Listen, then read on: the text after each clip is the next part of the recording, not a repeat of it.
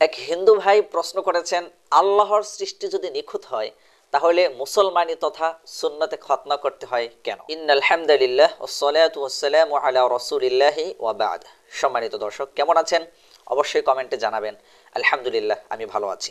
আজকে একজন হিন্দু ভাইয়ের প্রশ্নের উত্তর দেব ইনশাআল্লাহ। একজন হিন্দু ভাই একজনের মাধ্যমে আমাকে একটি প্রশ্ন পাঠিয়েছেন, প্রশ্ন করেছেন।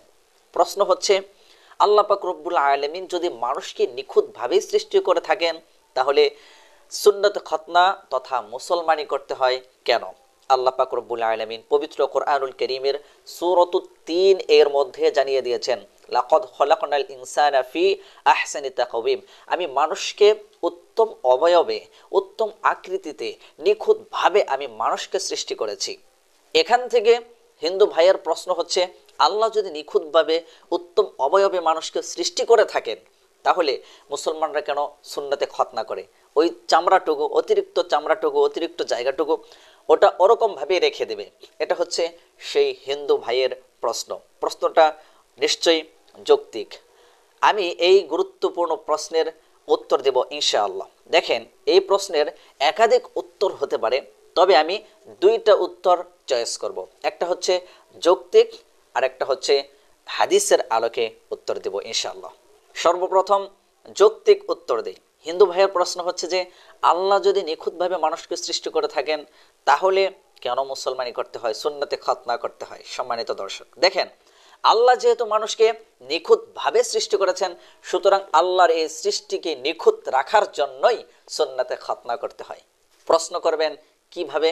আল্লাহর সৃষ্টি নিখুঁত, নিখুঁত রাখার জন্য কেন মুসলমানি করতে হয়? হ্যাঁ, নিখুঁত রাখার জন্য মুসলমানি করতে হয় বা সুন্নতে খতনা করতে হয়। এর কারণ হচ্ছে, বিজ্ঞান বা বিশেষজ্ঞরা বলে থাকেন, পুরুষাঙ্গের যে বর্ধিত অংশ আছে এই অংশের মধ্যে অনেক সময় ময়লা জমা হয়ে, মল জমা হয়ে, পচা জমা হয়ে এখান থেকে সংক্রমণ হওয়ার সম্ভাবনা থাকে। সুতরাং কোনো ব্যক্তি যদি এই খতনা করে বা পুরুষাঙ্গের চামড়ার যে বর্ধিত অংশটুকু আছে এটাকে কেটে ফেলে দেয়, তাহলে সেখান থেকে সংক্রমণ হওয়ার সম্ভাবনা একেবারেই কমে যায়, অর্থাৎ পরিষ্কার পরিচ্ছন্ন থাকা যায়। সুতরাং যুক্তির আলোকে আমি এটা বলতে চাই যে, আল্লাহর সৃষ্টি যেহেতু নিখুঁত, সেই নিখুঁত সৃষ্টিকে নিখুঁত রাখার জন্যই আল্লাহ পাক রব্বুল আলামিন বা আল্লাহ রাসূল সাল্লাল্লাহু আলাইহি ওয়াসাল্লাম এই যে আপনার শিয়ারে ইসলাম তথা সুন্নতে খতনার কথা বলেছেন। সুতরাং পুরুষাঙ্গের বর্ধিত চামড়াটুকু কেটে ফেলা এটা আল্লাহর সৃষ্টির মধ্যে পরিবর্তন নয়, বরং আল্লাহর নিখুঁত সৃষ্টিকে নিখুঁত রাখার জন্যই সুন্নতে খতনা করা হয়। সম্মানিত দর্শক, এবার আমি দুই নম্বরে হাদিসের আলোকে উত্তর দেব। হাদিস শরীফে আল্লাহ রাসূল সাল্লাল্লাহু আলাইহি ওয়াসাল্লাম বলেছেন, বুখারী শরীফের হাদিস এবং মুসলিম শরীফেও হাদিসটি আছে, মুসলমানের ফিতরাত বা শিয়ারে ইসলাম 5টি জিনিস, তার মধ্যে একটা হচ্ছে খতান তথা সুন্নাতে খতনা করা, অর্থাৎ মুসলমানি করা।